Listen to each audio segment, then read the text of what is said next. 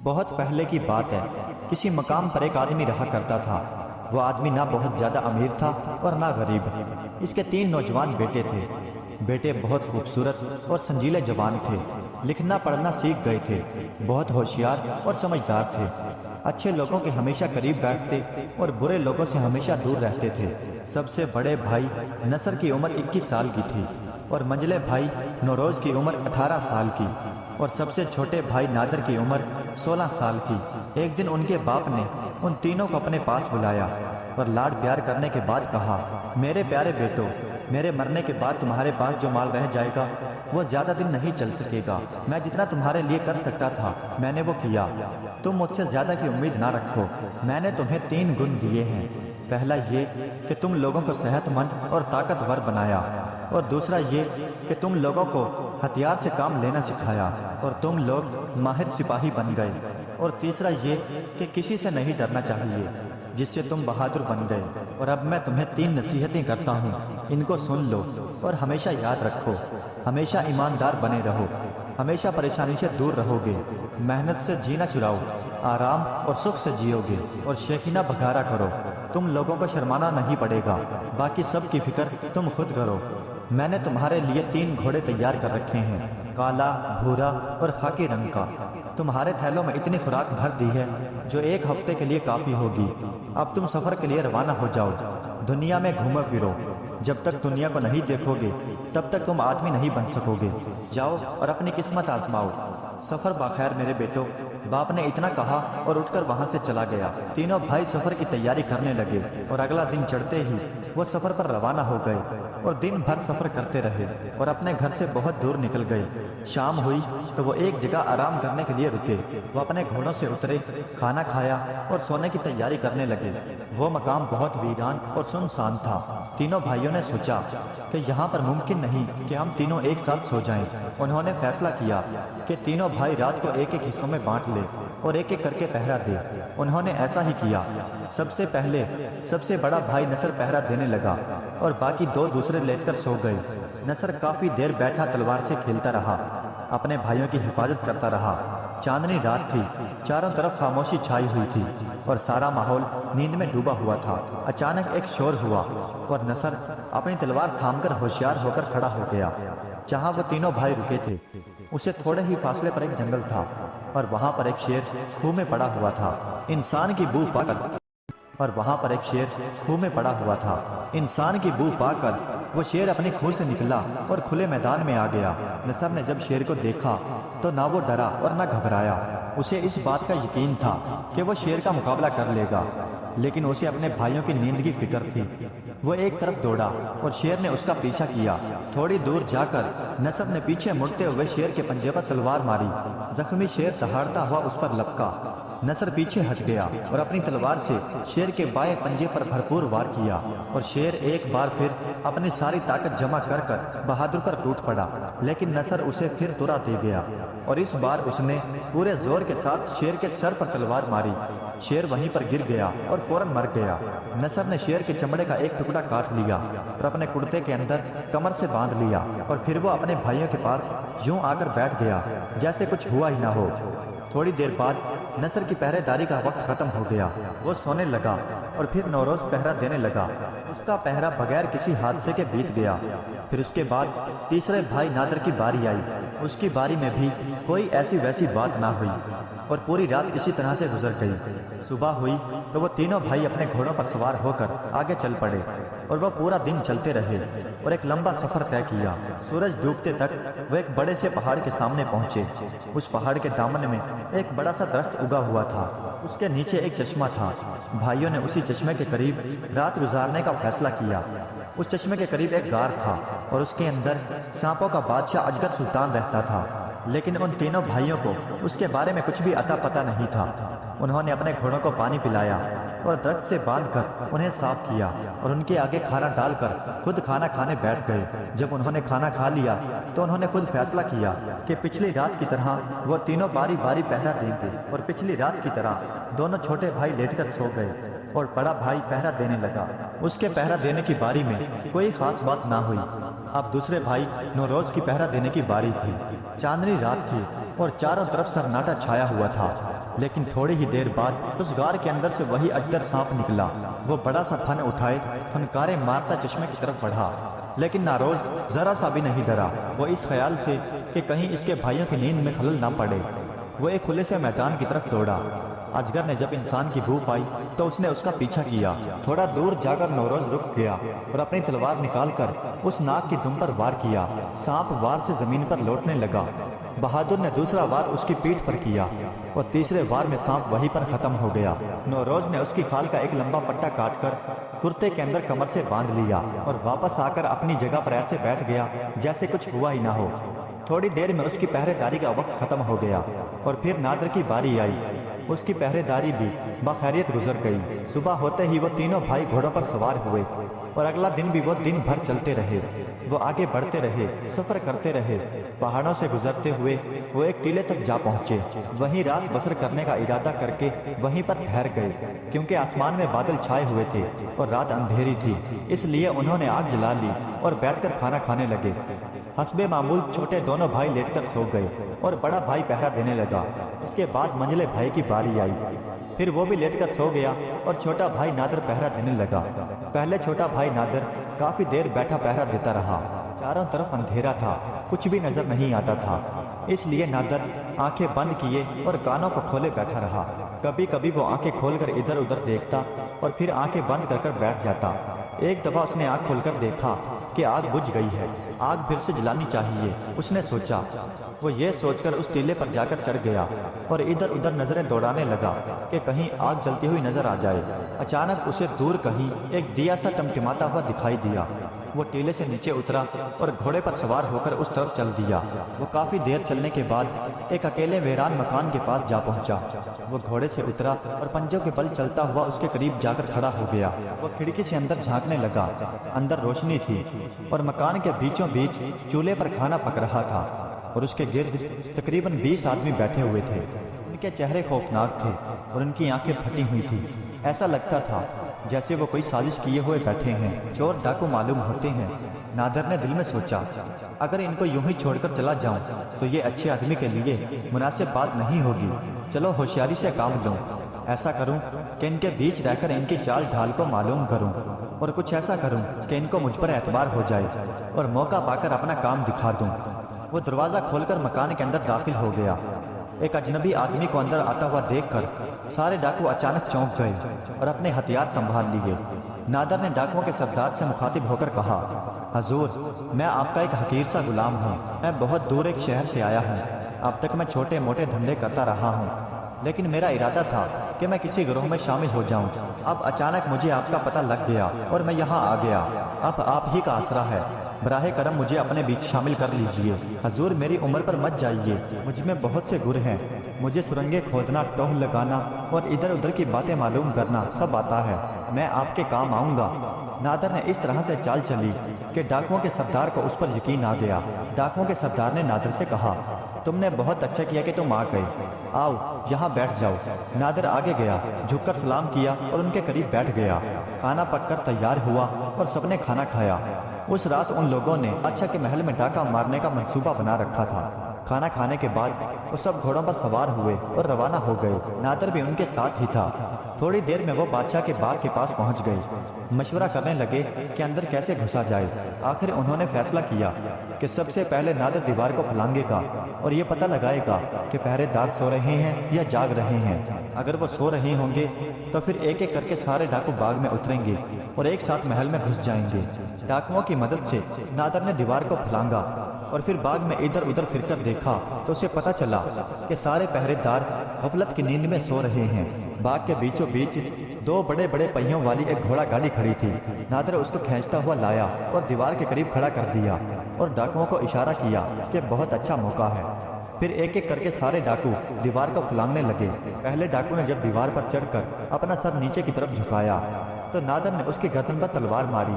اس کا سر کٹ کر باغ میں گر گیا اور اس کے مردہ جسم کو کھینچ کر بھی باغ میں گرا دیا اور باقی سب ڈاکوؤں کا بھی یہی حشر ہوا۔ اور پھر نادر ہوشیاری کے ساتھ محل کی طرف بڑھا۔ وہ ایک بڑے سے حل کے سامنے پہنچ گیا۔ وہاں پر بھی 3 بڑے دروازے تھے۔ اور وہاں کچھ لڑکیاں پہرا دے رہی تھی، لیکن وہ سب بھی آرام سے سو رہی تھی۔ نادر ایک دروازے میں داخل ہو گیا۔ وہ دیکھتا کیا ہے کہ ایک بہت ہی سجا سجایا کمرہ ہے، قیمتی پردے لٹک رہے ہیں اور کمرے کے بیچ میں ایک خوبصورت سے پلنگ پر ایک خوبصورت نوجوان لڑکی لیٹی سو رہی ہے۔ وہ بہت ہی خوبصورت ہے۔ نادر آہستہ سے چلتا ہوا اس کے قریب آیا اور اس کے ہاتھ سے سونے کی انگوٹھی اتار کر اپنی جیب میں ڈال لی اور آہستہ سے وہاں سے نکل کر دوسرے ہال میں پہنچ گیا۔ اب آؤ دوسرے کمرے کا معائنہ کر لیں، اس نے دل میں سوچا، اور یہ سوچ کر وہ دوسرے کمرے میں داخل ہو گیا۔ یہ کمرہ پہلے کمرے سے بھی زیادہ خوبصورت اور زیادہ سجا ہوا تھا۔ ہر طرف قیمتی پردے لٹک رہے تھے۔ وہاں بھی کمرے کے بیچوں بیچ ایک چاندی کے پلنگ پر بہت ہی خوبصورت لڑکی سو رہی تھی اور اس کے پلنگ کے قریب کچھ کنیزیں نیند میں ڈوبی ہوئی تھی۔ نادر نے آہستہ سے آگے بڑھ کر اس کی انگلی سے بھی انگوٹھی نکال لی اور پھر واپس ہال میں آ گیا۔ اب وہ تیسرے کمرے کی طرف بڑھا۔ تیسرا کمرہ پہلے دو کمروں سے بھی زیادہ خوبصورت اور شاندار تھا، اور اس کمرے میں بھی ایک پلنگ پر ایک نہایت خوبصورت نوجوان لڑکی سو رہی تھی۔ یہ لڑکی پہلے والی دو لڑکیوں سے بھی زیادہ خوبصورت اور حسین تھی۔ نادر نے آہستہ سے جا کر اس کے بائیں کان سے بالی اتار لی اور پھر وہ وہاں سے نکل کر باغ میں پہنچا اور باغ سے دیوار پھلانگ کر محل سے باہر آ گیا اور اپنے گھوڑے پر سوار ہو کر اپنے اڈے کی طرف واپس پلٹا۔ وہاں پہنچا تو اس کے دونوں بھائی ابھی بھی آرام سے سو رہے تھے۔ نادر وہیں پر بیٹھ گیا اور اپنی تلوار سے کھیلنے لگا۔ صبح ہوئی تو تینوں بھائی ناشتہ کرنے کے لیے بیٹھ گئے۔ اس کے بعد پھر وہ اپنے گھوڑوں پر سوار ہوئے اور آگے سفر کے لیے چل پڑے۔ تھوڑی دور چلنے کے بعد وہ ایک شہر میں پہنچ گئے۔ وہاں پہنچ کر وہ ایک سرائے میں ٹھہرے۔ انہوں نے اپنے گھوڑوں کو ایک چھپر کے نیچے باندھ دیا اور وہ تینوں چائے کھانے کی طرف گئے اور چائے پیتے ہوئے آرام کرنے لگے۔ اتنے میں سڑک پر ایک ڈھنڈورچی نمودار ہوا اور اونچی آواز میں کہنے لگا، اے لوگو، کان کھول کر سن لو، آج رات بادشاہ کے محل میں ایک عجیب واقعہ، ایک سونے کی چیز غائب ہو گئی ہے۔ اس لیے بادشاہ کا اعلان ہے کہ شہر کے سارے باشندے، چھوٹے ہوں یا بڑے، اس راز کا پتہ چلانے میں ان کی مدد کریں تاکہ وہ جان سکے کہ ایسا کون سا بہادر ہے جس نے یہ کارنامہ سر انجام دیا ہے۔ چنانچہ شہر میں کوئی بھی اجنبی مسافر شخص ہو تو اسے محل میں بھیج دیں۔ چنانچہ اس سرائے کے مالک نے تینوں بھائیوں کو جلدی سے کہا کہ وہ محل میں پہنچ جائیں۔ تینوں بھائی اٹھے اور بادشاہ کے محل کی راہ لی۔ بادشاہ کو اطلاع دی گئی کہ 3 اجنبی لوگ آئے ہیں۔ بادشاہ نے کہا کہ ان تینوں کو الگ الگ کمروں میں ٹھہرایا جائے اور اپنے وزیر سے کہا کہ تم ان سے راز معلوم کرو۔ وزیر نے کہا اگر ان سے سیدھے طریقے سے پوچھا جائے تو ممکن ہے کہ وہ قصہ سنانا شروع کیا۔ سب سے پہلے نصر نے اپنی آپ بیتی سنائی کہ اس نے کس طرح شیر کا مقابلہ کیا اور اسے مار دیا، اور ثبوت کے طور پر اس نے جو شیر کی کھال کا ایک حصہ کاٹا تھا وہ اپنی کمر سے کھول کر بھائیوں کے سامنے رکھ دیا۔ پھر نوروز نے اپنا قصہ سنایا اور پھر اس نے وہ سانپ کا ٹکڑا جس نے کاٹ کر اپنی کمر سے باندھ لیا تھا اس نے وہ کھول کر اپنے بھائیوں کے سامنے رکھ دیا۔ اب نادر کی باری آئی۔ اس نے تیسری رات والا سارا واقعہ اپنے بھائیوں کو کہہ سنایا اور جیب سے ساری چیزیں نکال کر اپنے بھائیوں کو دکھا دی جو وہ جاتے ہوئے محل سے لے گیا تھا۔ اب بادشاہ اور وزیر کے سامنے سارا راز کھل گیا، لیکن ان تینوں بھائیوں نے گوشت اور مربے کے بارے میں جو باتیں کی تھی وہ ان کی سمجھ میں نہیں آئی۔ چنانچہ بادشاہ نے سب سے پہلے اس چرواہے کو بلا بھیجا اور اس سے بلا کر پوچھا کہ سچ سچ بتا کہ تو نے کل جس بھیڑ کا گوشت بھیجا تھا اسے کسی کتیا نے دودھ پلایا تھا؟ جہاں پناہ، اگر آپ میری جان بخش دیں تو میں سچ سچ بیان کروں۔ چرواہا بولا۔ بادشاہ نے کہا بخش دی تیری جان، لیکن سچ بتا۔ پھر چرواہا بولا، جاڑوں میں ہی جو میری بکری نے ایک میمنہ دیا تھا وہ پچھلی سردیوں میں مر گئی۔ مجھے میمنے پر ترس آ گیا اور میں نے اسے ایک کتیا کو سونپ دیا اور اس کتیا نے ہی اپنا دودھ پلا کر اسے بڑا کیا۔ کل میں نے اسی کو کاٹ کر اس کا گوشت آپ کے لیے بھیج دیا تھا کیونکہ میرے پاس اب وہی ایک بھیڑ رہ گئی تھی، باقی سب تو آپ کے نوکر پہلے ہی لے جا چکے تھے۔ اس کے بعد بادشاہ نے مالی کو بلایا اور روب کے ساتھ پوچھا سچ سچ بتا کیا اس انگور کے مربے میں انسان کا خون ملا ہوا تھا؟ حضور ایک واقعہ ہوا تھا، اگر جان کی امان پاؤں تو میں واقعہ بیان کروں۔ جا بخش دی تیری جان، بتا کیا واقعہ ہوا تھا؟ بادشاہ نے کہا۔ مالی بولا، پچھلے سال کی بات ہے، میں نے آپ کے لیے کچھ خاص انگوروں کی بیل بچا رکھی تھی، نہ جانے کون رات کے وقت آتا اور انگور چرا کر لے جاتا۔ मैं अंगूर की बेल के नीचे बैठकर चोर का इंतजार करने लगा। थोड़ी देर बाद देखा तो एक आदमी आता। मैंने वही अंगूर की बेल के नीचे ही खड़ा खोदकर उस आदमी की लाश को दफन कर दिया। अगले साल बेलें इस तरह परवान चढ़ी और उन पर इतना फल लगा कि खुदा की पनाह। पत्तों से ज्यादा अंगूर के गुच्छे थे, लेकिन उनके जायके में जरा सा फर्क था। इसलिए मैंने उनके अंगूर आपको ना भेजकर उनका मुरब्बा बनवा लिया। और उन दोनों भाइयों की कही हुई बात इस तरह से सच साबित हुई। और रही तीसरी तश्तरी वाली बात, तो वो बात भी सच थी, क्योंकि उन पर बादशाह ने खुद रोटी रखी थी। मालूम हुआ कि उनका भाई एक नान भाई था। बादशाह उन तीनों भाइयों के पास कमरे में गया और उनसे सलाम करने के बाद कहा, तुम लोगों ने जो कुछ भी कहा है वो सच निकला। इस वजह से तुम लोग मुझे और भी ज्यादा पसंद आ गए हो। मेरे मुअज़्ज़ज़ अजीज मेहमानों, मेरी तुमसे एक गुजारिश है, बताइए। तीनों भाइयों ने कहा, अगर आपकी फरमाइश जायज़ हुई तो हम उसे ज़रूर पूरा करेंगे। बादशाह ने कहा कि मेरी 3 बेटियां हैं और बेटा कोई भी नहीं। तुम लोग यहीं पर रह जाओ। मैं अपनी बेटियों की शादी तुमसे कर दूंगा, पूरे शहर की दावत करूंगा और 40 दिन तक सबको पुलाव खिलाता रहूंगा। आपकी बातें बहुत अच्छी हैं। नसर ने जवाब दिया, लेकिन हम ऐसा कैसे कर सकते हैं? ना तो हम किसी बादशाह की औलाद हैं और ना ही हमारे बाप दादा कोई अमीर लोग थे। आपने अपनी दौलत बादशाहत से कमाई है और हमने मेहनत करना सीखा है।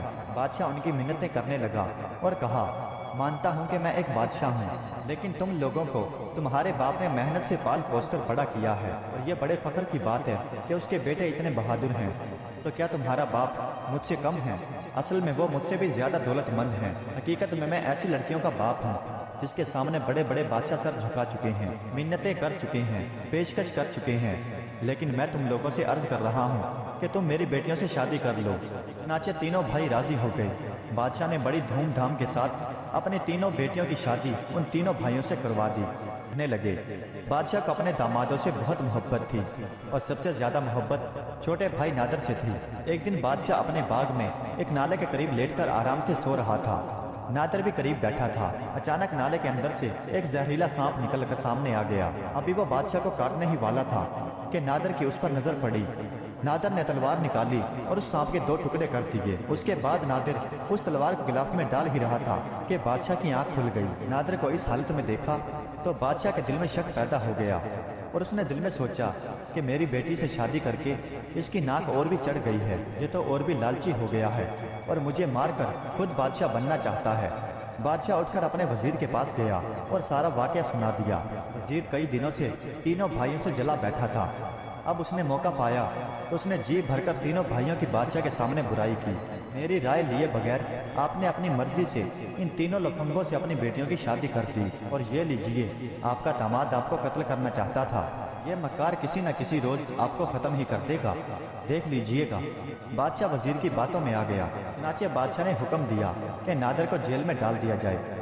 नादर को जेल में डाल दिया गया और नादर की बीवी बहुत उदास हो गई और रो रो कर उसका बुरा हाल हो गया।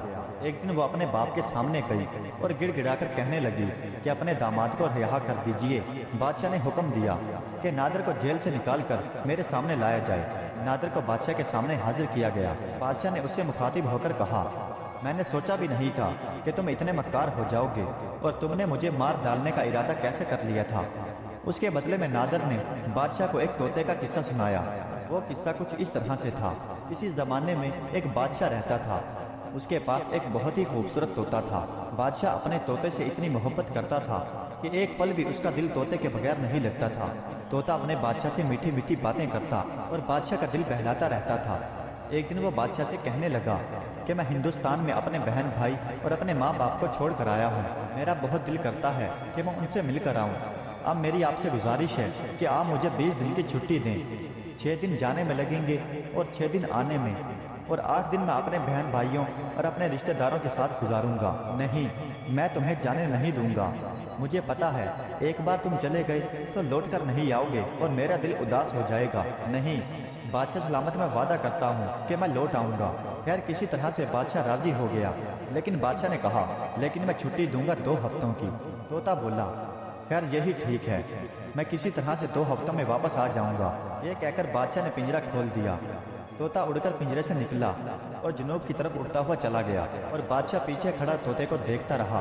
अब बादशाह ने यकीन कर लिया कि तोता मुड़कर नहीं आएगा। 6 दिनों में तोता हिंदुस्तान पहुंच गया और उसने किसी तरह से अपने माँ बाप को तलाश कर लिया।